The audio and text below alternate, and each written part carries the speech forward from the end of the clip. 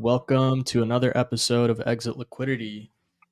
Today we have Oak from Olas. Oak, man, thanks for joining us. Thank you very much. Great to be here.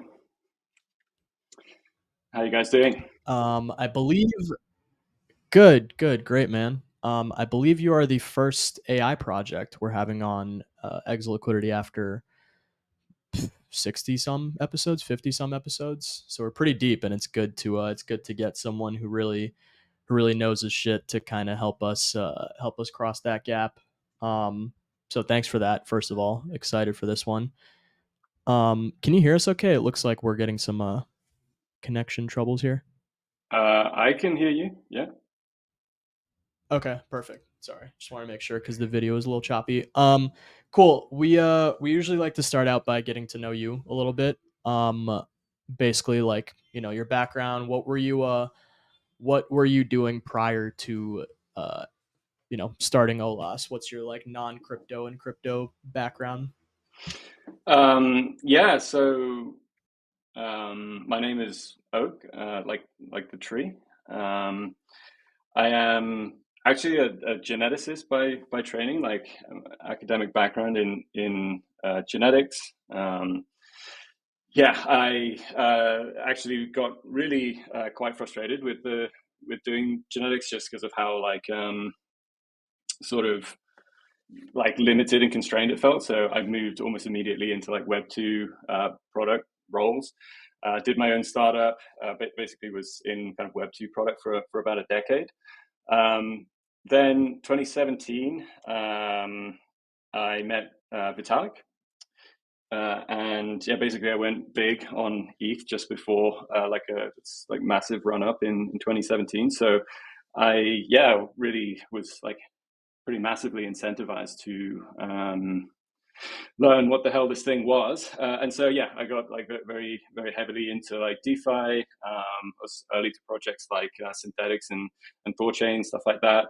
That led me to like actually contributing in those communities early on. So it's, for example, Thorchain, also becoming like a community contributor, a balancer and ceramic. And yeah, at a certain point, it sort of like put me in a position to like really choose the most like ambitious and impactful thing which I could imagine, and that kind of pointed me towards autonomous agents, which is now what I'm like fully focused on.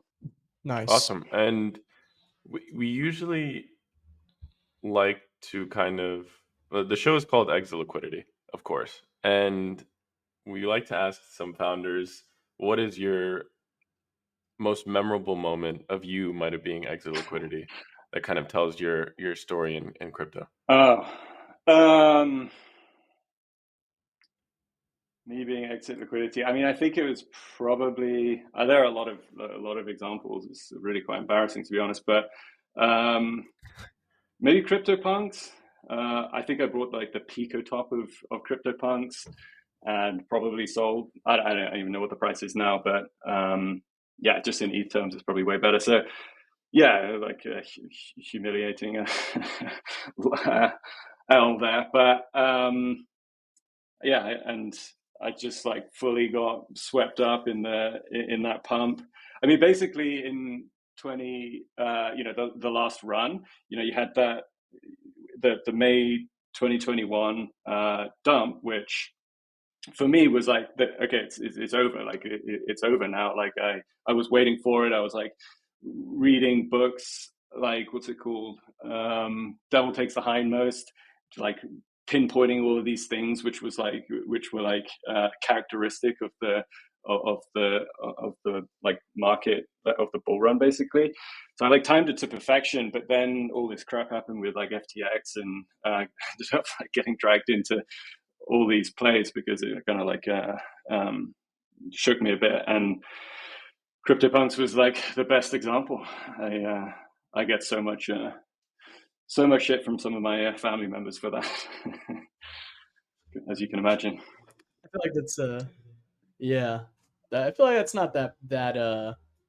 I mean, at least I wouldn't consider that to be too embarrassing. I wouldn't feel too bad if my family gave me shit for that one. We've gotten some really like niche stories on here of like like ohm forks on some super random chain, or like people who like lost their like Doge wallets that had like millions in them.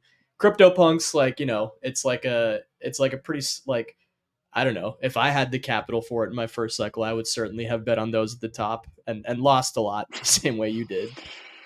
Um, Yeah. that's a cool one. Interesting.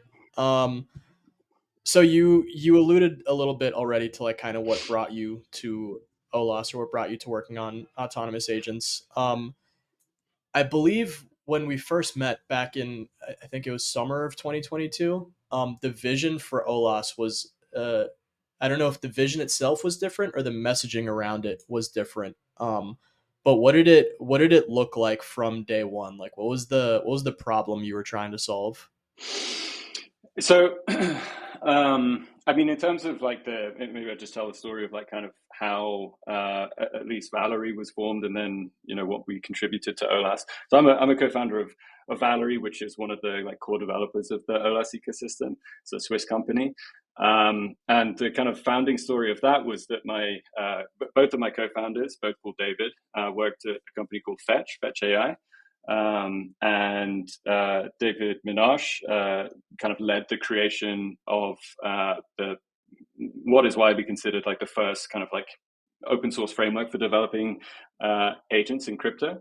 And for various reasons, we all three of us kind of felt that like that was not the place to Fetch was not going to like bring these agents to the full capacity, like the full scale. And I can talk later on about like what I see that scale to be.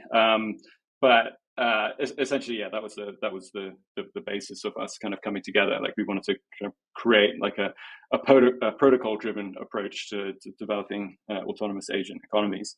And so I feel like when we met, somewhat ridiculously at a hot pot DAO last year. We can go actually that's another case of like a big L, because I ended up like buying an NFT which seemed to fund like 40 people's hot pots who just like bought tickets rather than buying. I didn't buy that NFT, so I, Yeah, I so appreciate the yeah, I appreciate the hot pod. there was a lot of free riding that night, but anyway, great night.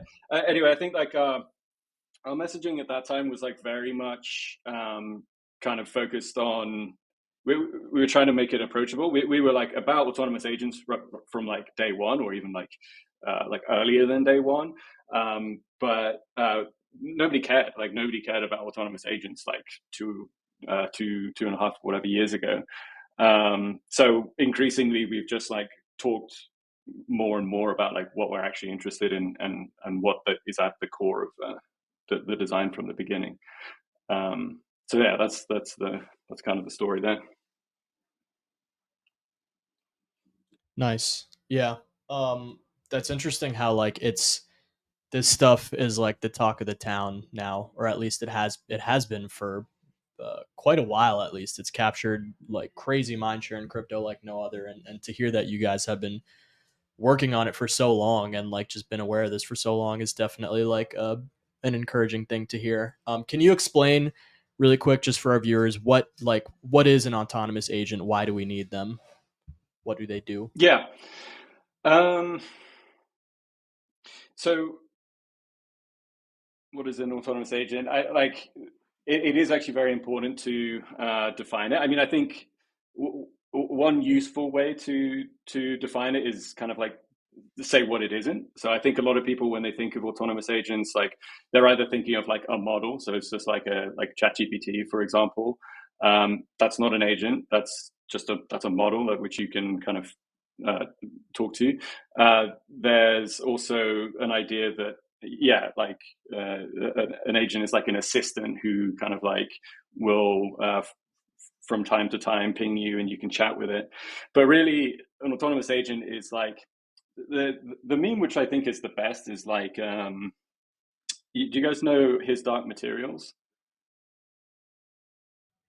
No. Well, anyway, so it's like a fantasy like a sci-fi thing, and there's this girl. Actually, everybody in this world like has like a demon. Like it's like a maybe there's something in Harry Potter as well, but it's like an animal which is like their like is like sort of like helps them on an ongoing basis. It's just like always there. It's like always looking out for them. It's a bit like a guardian angel, but it will just like do stuff kind of proactively on behalf of the kid. And that's much more what a autonomous agent, at least like a personal autonomous agent, can look like. It's like it's something which is like always on, always like proactively looking out for you. In crypto in particular, we think they'll be very useful for just like autonomously making money on your behalf. And yeah, hopefully that gives an idea. It's not like a one-off like thing that you chat with. It's like it's something which lives with you and like helps you all the time.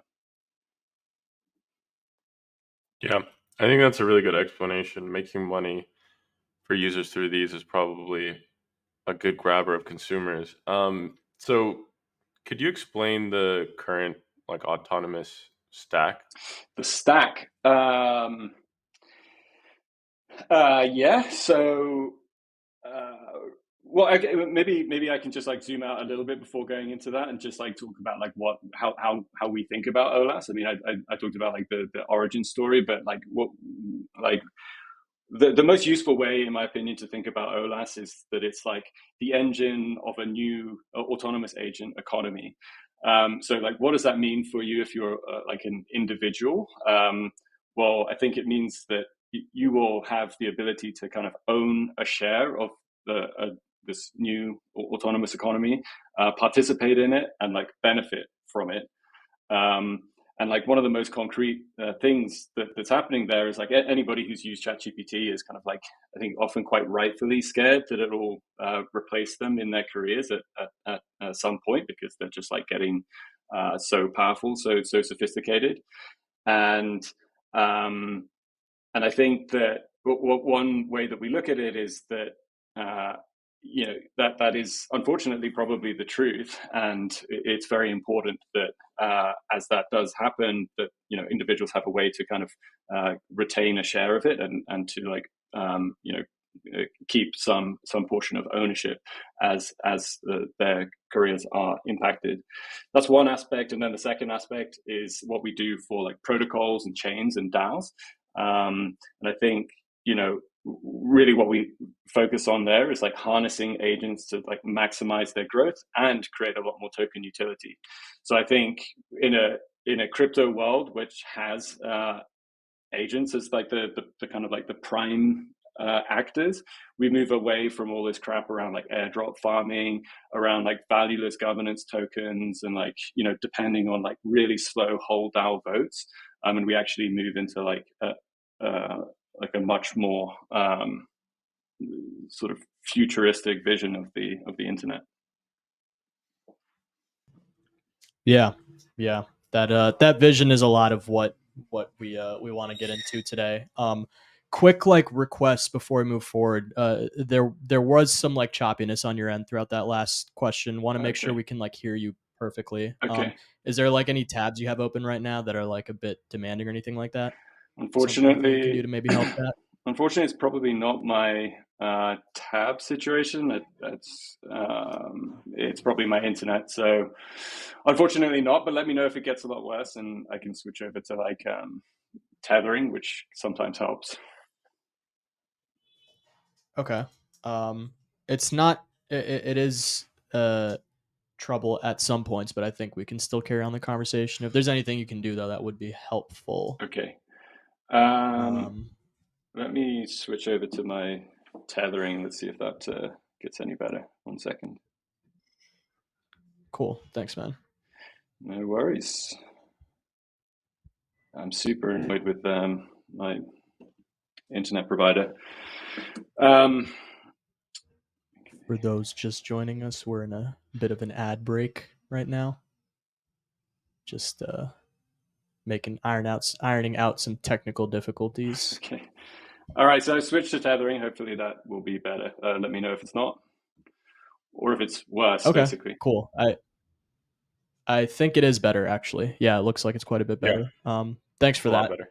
All right. No cool. So, getting back to services specifically, you alluded to a couple. You talked about how like, obviously like making money is a big thing that would grab a lot of attention. You talk to how like DAOs can make use of this stuff. What are some services that are like currently being offered that you find to be interesting on the Autonolas stack? I mean, there's one that's like particularly interesting, but maybe just to like extend on the point around like particularly like the idea that around like DeFi use cases at first. So when we were in Denver, our head of ops, she's called Gemma, came up with this idea of like basically we think that money should grow on trees. You grow up learning that money, of course, doesn't grow on trees, but we think it should, and we think that there is a path to it growing on trees. I think, and so the vision there really is that like you can run like a super simple app, and in the background you'll have agents who are like extremely like they're basically elite traders who are operating on your behalf. So you just get like elite traders in your pocket. I think it's interesting because a lot of people sort of believe that crypto like UX is such a massive bottleneck and all this sort of stuff. And recently I was on like Coinbase. I wanted to buy a meme coin, so I like sent some coins onto Base, which was totally free, like completely seamless. Now it's in Rainbow. I can buy some coins, like super super simple. And so I'm just thinking like where exactly is this UX problem? And like people who are like, I'm sure there are like lots and lots of things which people can talk about. People love to talk about chain abstraction, all this kind of stuff. But ultimately, I don't think it's a lot of people can come in and buy stuff in crypto now. It's like not a massive problem. I think it's actually the actual problems are twofold. One is that it's a skill problem, that people are not generally very interested or capable in the financial realm. And so like what are they going to do? They're going to buy like some coin which is tied to like their favorite cartoon character or something, and it's just not going to go well. It's not going to go well. Like people are going to lose money, and then we're going to be right back where we started. So really I think it's a skill problem, in the sense that in order to bring more people into crypto, people have to have more capability, not just like a slick UX.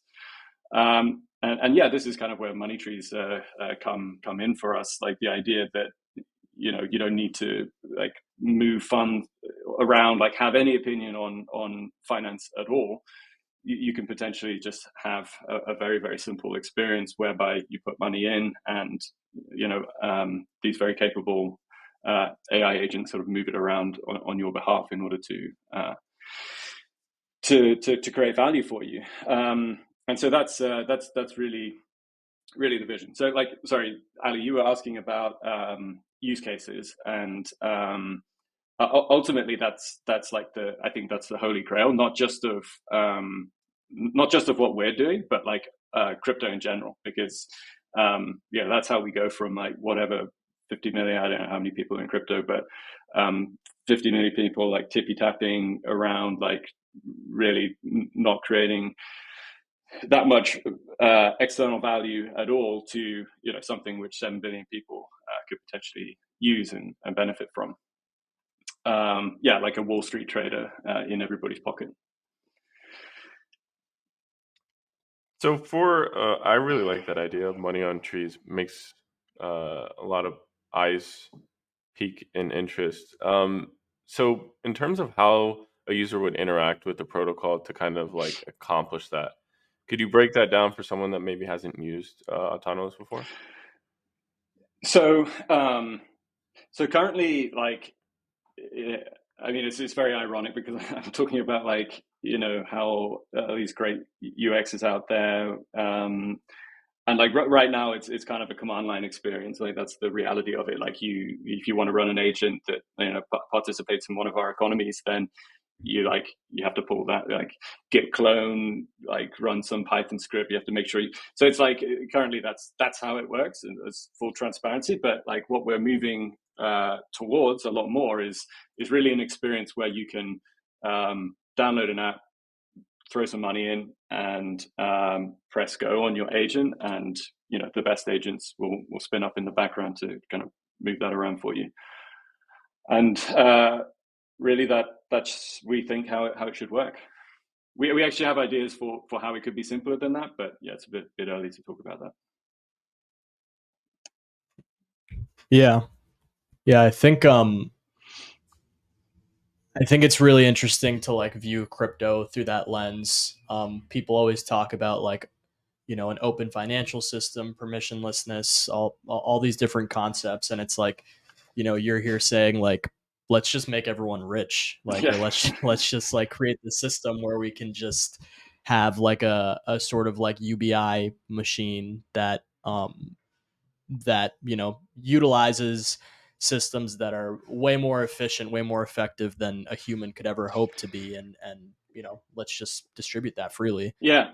That is not something I've heard before, actually, surprisingly enough. Well, I think it's the I think that basically how people think about AI is that it is going to make everybody unemployed. Like it's just going to destroy the world because it's going to take all the jobs.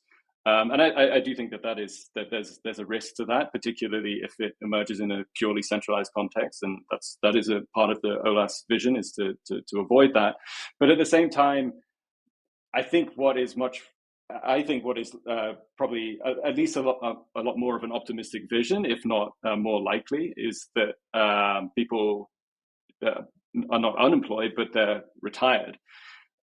So we have like a world of like 7 billion retirees on our hands rather than 7 billion unemployed, which I actually think is equally a massive problem, because people get a lot of value and a lot of like, we through work we play a lot of like status games, and that gives a lot of people purpose. And I think the moment that we kind of like pull that plug, and we do have some sort of like a universal agent income or whatever, yeah, like people like how do you find a mate if you like everybody's equally well dressed because they have like these incredible like AI stylists and all this kind of stuff. So yeah, that's kind of how more the way I think about it. Leads me on to how into like gaming and like autonomous worlds, that kind of thing, are you guys? Gaming, I would say a good bit. Autonomous worlds, like, I think we have a base level understanding of how they work, but I wouldn't say too deep. Right. I must admit, I don't know. I just always thought that they were the same thing. It was just um, like a fancy like VC, like potentially exit liquidity strategy for like gaming VCs. I don't know, but regardless, I actually do like. I think that the word autonomous world is more accurate, because I think that basically, there's a very real possibility that in a situation where we have like 7 billion retirees, that something like an autonomous world where people can like feel like they're engaging, it's like a real economic environment that's like super realistic and super where you can actually build kind of like tangible like status and like play economic games basically. I think that actually potentially becomes quite a real solution to uh, a very serious problem where people no longer have that like work to create that kind of like natural hierarchy.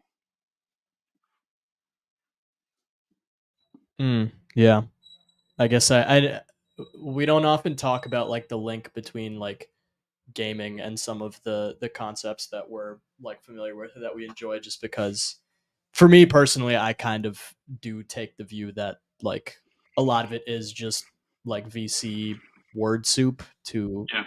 exit. But I can see how like having a platform to create somewhat productive activity to distribute these like services, these agents would make a lot of sense. I want to like switch back to Autonolas specifically for a little bit, because there is a lot to like digest there. I think I'm curious as to how like as far as I understand it, the stack consists of like the open autonomy framework, the protocol, and then tooling for like bootstrapping different services. What can you explain the open autonomy framework to us? Because I don't think I fully understand that bit. Sure. So the way to think about it is that um, I think OLAS is evolving and becoming like capable of generating increasingly sophisticated sorry, I'm just like trying to get my hands in the camera there. Increasingly sophisticated autonomous agent systems. So at Fetch, actually, I think my co-founder created like a framework called AEA, or led the creation of it, which could create like very compelling centralized agents, right? Like single agents, which are cool and like quite powerful, and a lot of people are actually like have started to build those kind of systems today as well. But like for many reasons, they're not actually autonomous, and it's very difficult to kind of build full economies around them. So the next step was open autonomy, really, which and one of the like really amazing features of open autonomy is that it makes it possible to run an agent in a decentralized way. So you can have which like is very very beneficial because it makes it like way more robust. Like if you want to actually have like an autonomous agent which sort of like lives on to some degree in like perpetuity, that's essential, because otherwise you're like super dependent on like a single node. So that's like step two. The third thing which we've done is to create like what you might call an industry of those agents. And the best example of that is what we built on Gnosis chain, which is like focused on prediction, like prediction markets. And yeah, I think it could be worth like kind of drilling into that more heavily. I would say like the fourth thing which we've done most recently, which we announced in Denver actually, is staking, which takes a full industry of multiple different specialized, centralized or decentralized agents, and makes it possible to like multiply that so that you have like a network of industries and like a legitimate economy. So that's the progress, like and the framework open autonomy, as you were like explicitly asking about, is critical to all of those. But really the protocol is the probably the most critical piece underlying all of that, because it coordinates people to build those agents, to run them, to like design those economies, and yeah, I think that's the simplest way to think about it. Yeah, when you say that these agents kind of live in this open, autonomous world, are there instances or examples where they're kind of communicating with each other to kind of accomplish a set of goals or instructions? And could you talk about maybe some of the stuff that you just mentioned that happened on Gnosis Chain? Because I know you guys were working a lot with kind of the DAO world and helping them use autonomous agents. Mm-hmm. Yeah, so let's drill into the prediction agent stuff, because I think it's the best example of like the most sophisticated system that we've got so far. So the story is basically that David Minash met Martin Koppelman, who's the co-founder of Gnosis, last year in Zuzalu. And Gnosis is obviously very famous for its like original participation in the like prediction markets. And what Martin said was that one of the big bottlenecks and one of the things which has been very difficult. Sorry, am I breaking up? All good with the? No, you're good. Yeah. Okay. Perfect. Okay. Cool. So yeah, one of the big kind of bottlenecks with prediction markets has been like the cost of getting humans to participate in them. Like if you create a prediction market, you have to like have humans who are motivated and like feel they're well compensated enough to go off, like research it, place bets. Like it's time consuming stuff, and like that demand, like that talent is relatively rare. So what we basically said was like, what if we bring like autonomous agents to participate in prediction markets instead? And so we kind of set about that by building like a trader agent, which like directly kind of sees new markets being created and trades in them. That was like the most simple kind of instantiation of it. But what we quickly realized was that there are actually other like parts of this system which need to be there in order to make it kind of function. Namely, people actually need to kind of deploy, like recognize potential and like deploy new markets. So for example, this whole system is like focused on current events. So that's just kind of what we're training it around. And so, these market creators will like sense like what are the interesting questions, and then like deploy prediction markets to answer those questions. Then you got the traders, and then the third one, which is like very interesting, is the researchers. So these are agents who will actually like go off and like use AI, different data sources to actually research the question themselves. And to your question, Cedo, about like interaction between agents, like the way the researchers and these other agents kind of communicate is really I find it fascinating. So basically, like traders don't have any like AI capability themselves. They have strategy. They're like capable of like strategically participating in these markets, but they actually commission researchers to go off and like research the markets on themselves. So they'll make a transaction on chain, which like requests that the researcher like goes off, talks to different AI models, and then brings back delivers essentially like a probability which the trader can use. There are other like interactions which are happening. Happy to kind of dig into those, but I think it's pretty amazing to like see these like agents that have become specialized and who are now kind of interacting to create like a whole system which is like more than the sum of its parts. Anyway, like fast forward, like this system is now it's responsible for over 10% of all of the safe transactions on Gnosis chain from all time. It's like hundreds of thousands. I think last I checked, it was over 350,000, maybe 400,000 transactions from these agents. If it helps, like Vitalik mentioned it in his crypto and AI article as well, as sort of like an interesting application of crypto and AI. Always helps to get a Vitalik mention. I think goes a long way in this space.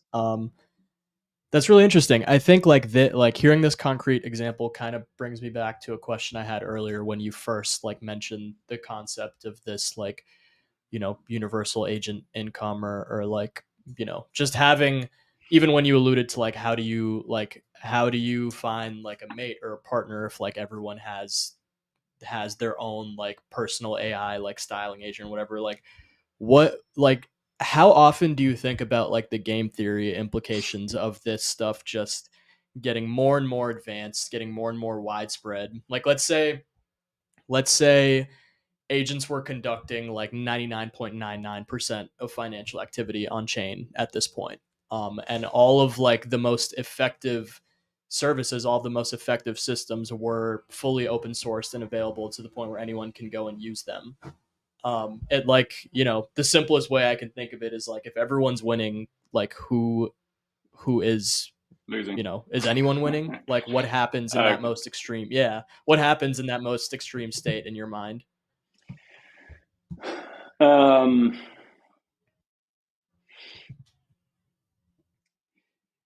I mean, Well, I guess do you I think about suppose that like is the first question I would ask. Yeah, 100%. I think I suppose it's a bit ironic given that I've just talked about this like ridiculously sort of sophisticated prediction system that we've been building. For me to say that I really wouldn't like want to make predictions about that kind of setup because there's just like so many so many things which we can't. It's just it's really really difficult to see so far ahead. But I think what what is worth saying is that we think a lot about the like the underlying principles of the protocol, and particularly around like how humans, humanity in general, can benefit from having direct control over these sort of systems via a protocol like ours, in comparison to like the equivalent in the centralized world. So like the protocol already, and particularly with the new staking system that we just got passed by the DAO in the past 24 hours, we think provides like very very fine grained control for people. One, to just like experiment and design these systems in different ways, but also just to turn them off. At the end of the day, like I think one of the most powerful aspects, like one of the most important things in thinking about how beneficial these systems are to humanity is like whether or not we can like how easy it is to turn them off.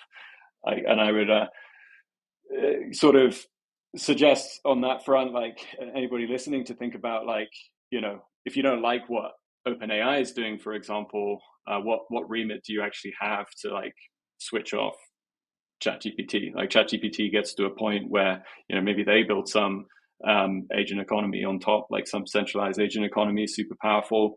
What are you going to do? Like go and like literally burn down the building or something? Don't think that's going to happen, and I don't think I don't think you have great recourse through even a government either. So yeah, like I think we put an awful lot of thought into like the degree of control that humans have over these systems, and I think that's kind of uniquely enabled by by blockchain protocols. Yeah, I wanted to touch on the example that you mentioned with Gnosis again.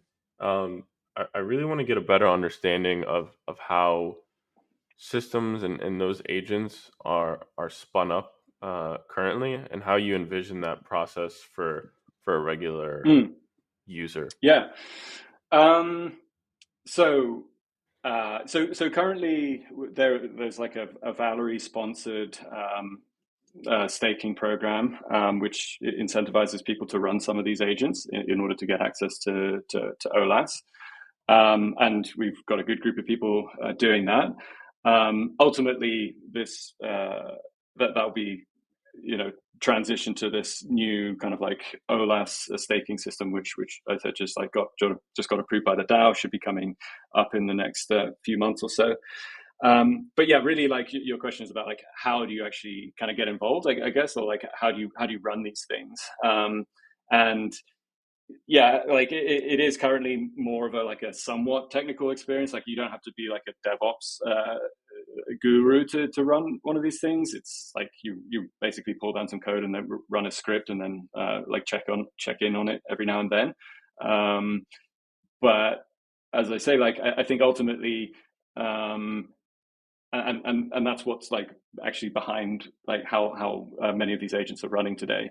But I think ultimately, I imagine a world where like everybody can run an agent that run these agents like kind of directly from their own PC. It's like very very simple experience, and that is probably where a lot of these agents will like be like how they'll be operated, because they're like much lighter weight, for example, than like a blockchain node. So yeah, I think there's every chance that people just running them on their computers could populate big portions of this economy. Yeah, I think that's like a pretty compelling long-term component of most like blockchain products or like crypto-based products. Vision is kind of being able to have anyone come and contribute productive activity. Um, Kind of like breaking that down a little bit more. What does or I guess like looking at the roadmap or like the state of development currently, what do you think are like the most important things or the most like exciting things that Olas is hoping to like do this year? What are some of the most like the more important events coming up over the course of the year? Um, so like in various moments we've mentioned them already. So I'll just like drill back into them. One Yep. is this idea of staking. So staking takes something like the prediction economy with all these like specialized agents like working together like in this kind of self-sustaining system, and makes it possible for anybody to launch one of those, not just focused on like not just focused on predictions, but focused on whatever your protocol needs. So for example, if you're I think two very like interesting use cases that I've thought about on that front and that we've been thinking about a lot internally are around like DeFi for one thing, sort of like maybe like investment DAOs, which are made up of individual agents. So you can have agents who are like gathering data from different data sources, some agents who are like actually placing bets and like refining their strategies, other agents who are potentially like making markets, like critiquing strategies, all these sort of things, and that can really be designed with this new kind of staking system that we're creating. And then governance as well. It's like similar sort of pipelines around that. So very very exciting stuff. And then I have alluded to it like several times that having apps that are like make it much easier for people to run agents is something which we're putting a lot of energy into, and I think will really expand the number of people who can feel like tangibly the power of the network. Mm, yeah.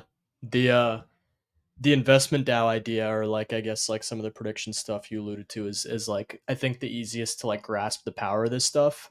I don't know if this one's still running, but one of the more interesting like OLAS based services that I saw a couple weeks ago maybe was like you have like a vault that anyone can go and deposit ETH into, and then you have a network of agents that use proceeds from that vault to bid and essentially like flip art blocks. When art blocks was like still a big thing, that would have been so sick to have. Like art blocks is I think not nearly as popular as it used to be, or not nearly like in fashion as it used to be. But that was really cool for me to see. I think it did a good job like explaining, because you can apply that to anything, really anything in DeFi, anything that has an open market for you to speculate on, for you to make decisions on, and have some level of profit in. Mm. So that one would be really really cool to see, I think. You've alluded to this a couple times already, the OLAS staking. I wanted to dig into that a little bit more as well, Yeah.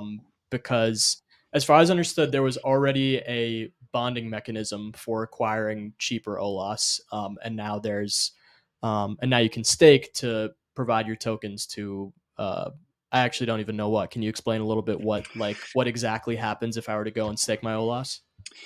Yeah, so there are like two main beneficiaries, I think, of. I mean, it's beneficial very broadly, but I think it's kind of most helpful to think of staking in terms of like two main beneficiaries.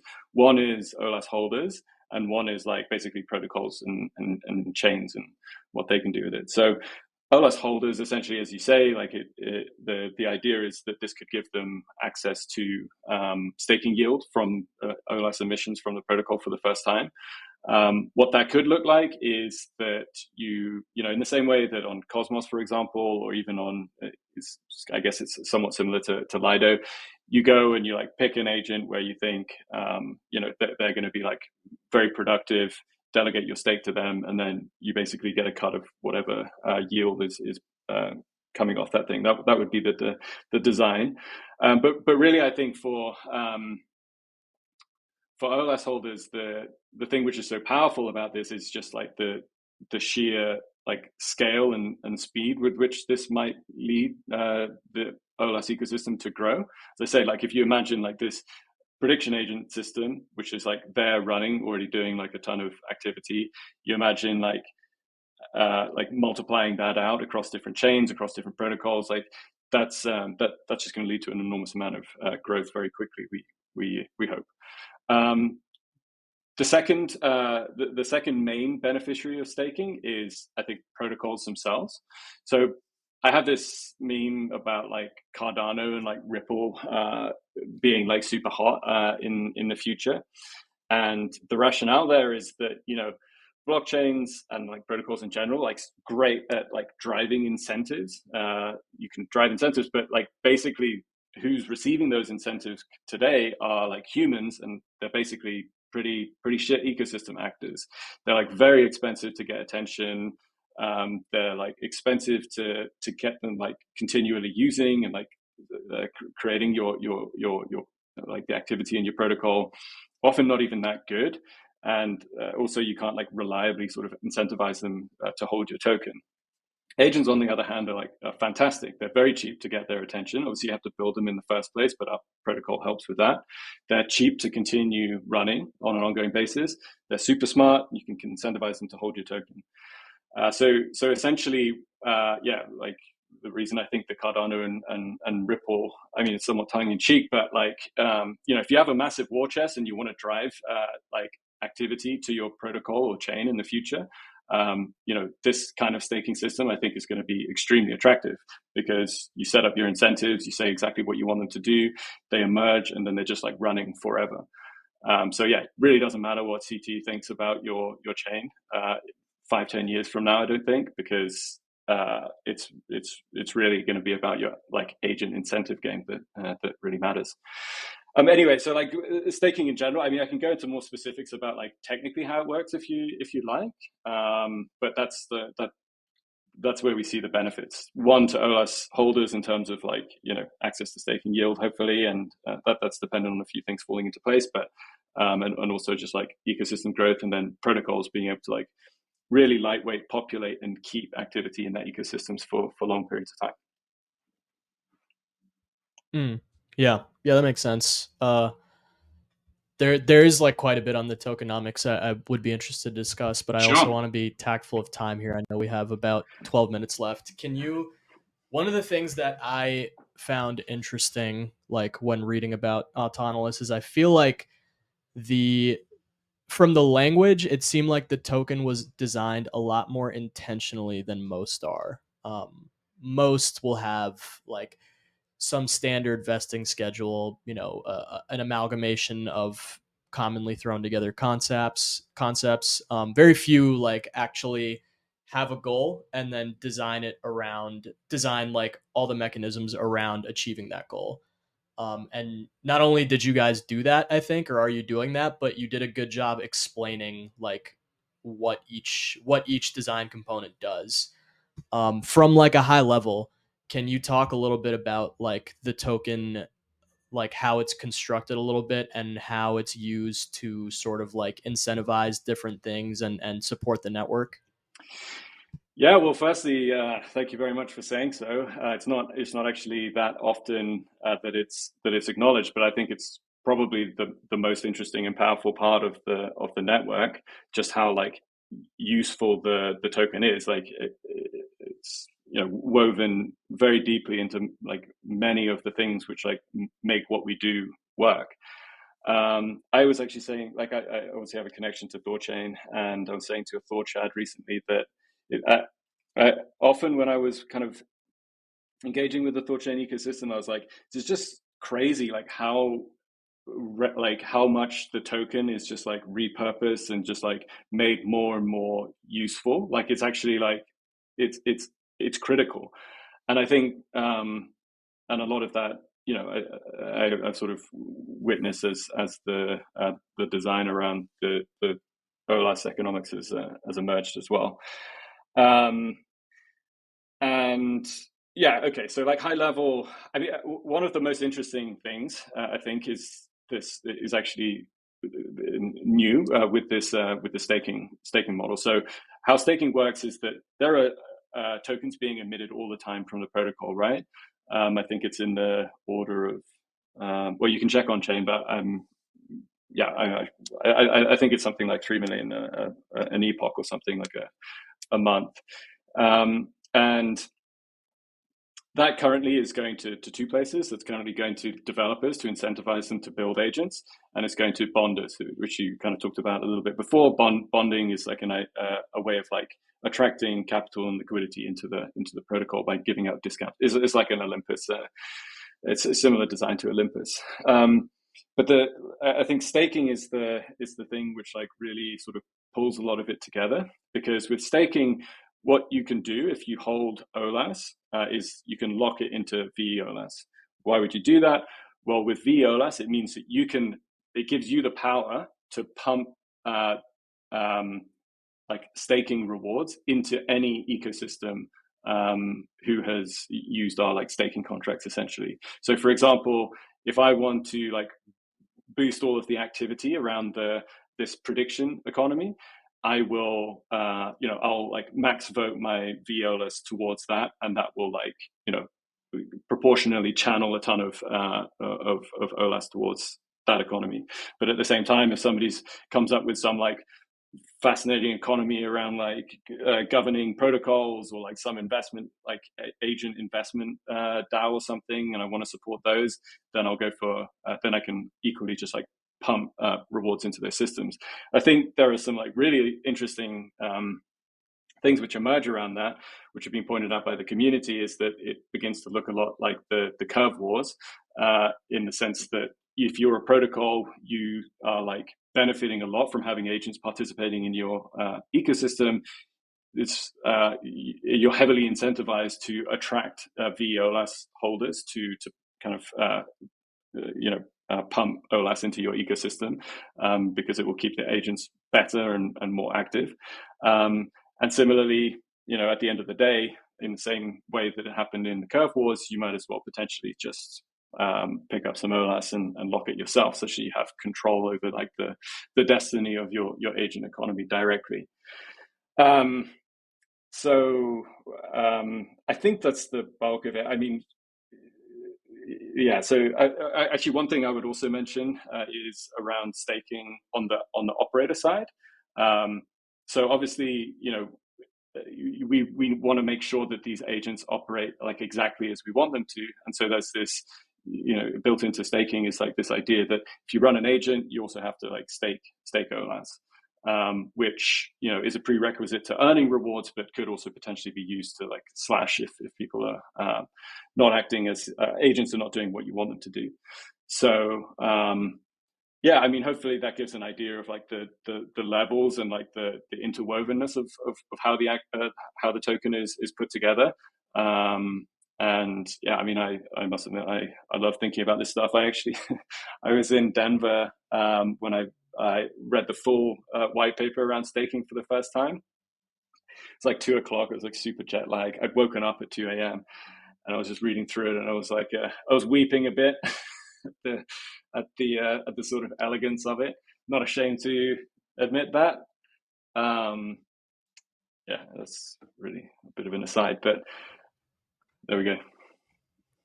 Yeah, no, that's awesome. I love to hear that kind of passion about this stuff. And yeah, no, I think you did a pretty good job explaining kind of how the token is layered over the network or the framework. I think one like clarification point would be useful. You referred to operators a couple times, and we've talked about agents, and we've talked about like user staking. Can you just walk us through really quick the major like stakeholders in like along the Autonolas stack? For sure.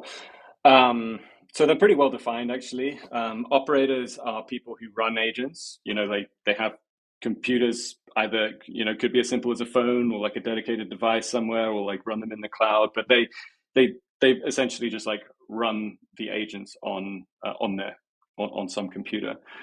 They stake. They have to maintain the good activity of those agents, but that's kind of their role. You have VEOLAS holders who, as I said, like have governance power, but like I think the most interesting aspect of that is this staking situation where they can like divert. VEOLAS basically becomes like a fuel for like populating different like powering different new agent economies. So there's like governors in a way. So operators, like governors. Then you've got developers, of course. You need people to write the code, and developers are actually pretty heavily incentivized to kind of add code into the protocol. Like literally, like if they do and that code is well used, then they can receive OLAS rewards. Who else have we got? We've got bonders. So yeah, bonders like basically provide like LP tokens and other capital. It's only LP tokens so far, but if they do that, then they can receive like a discount on OLAS from the protocol. That's what the protocol is designed to do for them. And am I missing one? Then we also have like a bucket of like contributors. So admittedly the token is like actually less woven in to that, but we need people to like spread the word about the protocol, to like coordinate the development of new agent, like people building and delivering different agent systems. And so there's also this contributors. So it was like contributors, bonders, developers, governors, and operators. Gotcha. Okay. Yeah, definitely helps, I think, like wrap things together. We have got about 3 minutes left here. I want to use that to like give you the space to talk about anything maybe we might have missed that you find interesting. I would also like to like prime you a little bit with a quote before that. This was from maybe you wrote this. If not you, one of your co-founders did. Shit, I just had it. I lost it. All right, I'm gonna try and restate it. This was from your white paper, the Autonomous white paper, and I think when I read this kind of like helped drive home what Autonomous is really about, and I'm hoping you can like speak to the long term vision a bit with that. Basically, it says just as data has been the one scarce and in demand resource of the information age, full stack autonomous services will become that resource in the next era.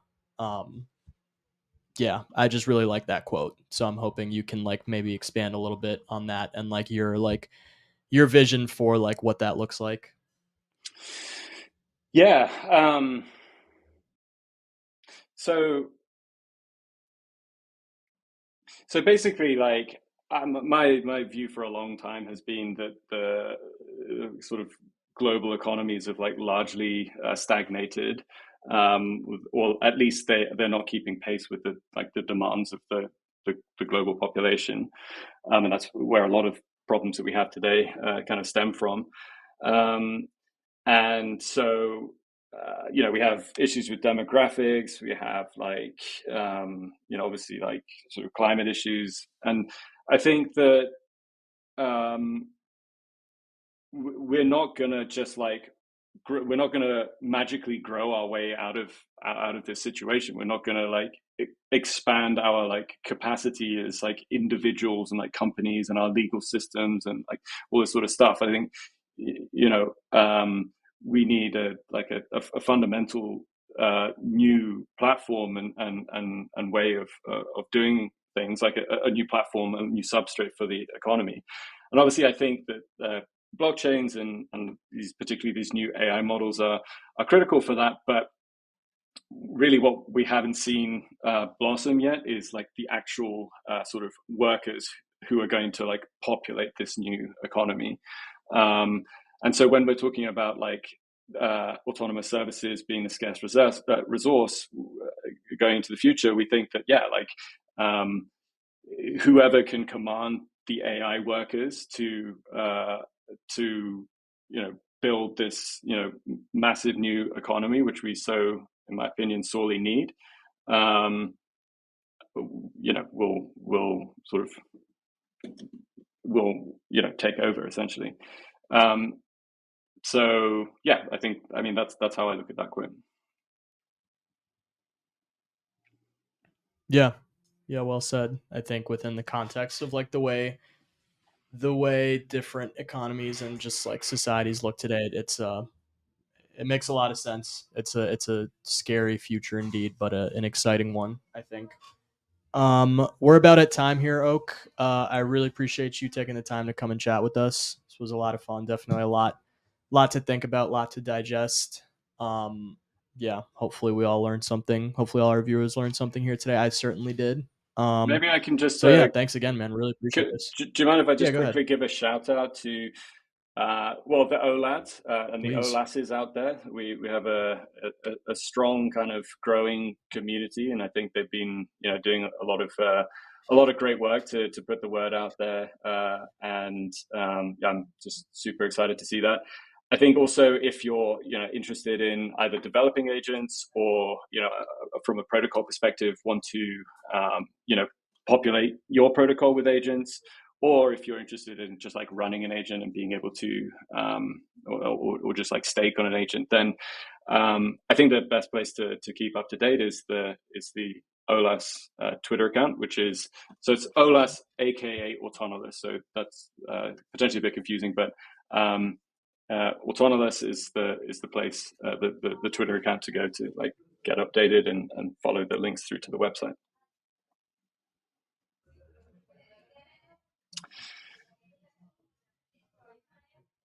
I might have cut out there. Did I cut out there? No, you're good. No? Yep. Okay. No, we heard you. I think Ollie's Yeah, that was on my end. cutting me Sorry. off. Yeah. All right, cool. Well, thanks very much, guys. Thanks for bringing me on. Cool. Great questions. Yeah, we really appreciate it. Thanks everybody for tuning in. That is, I don't even think we mentioned the number of the episodes. I think we're at 60. It doesn't That's episode matter. 60. It's somewhere around there.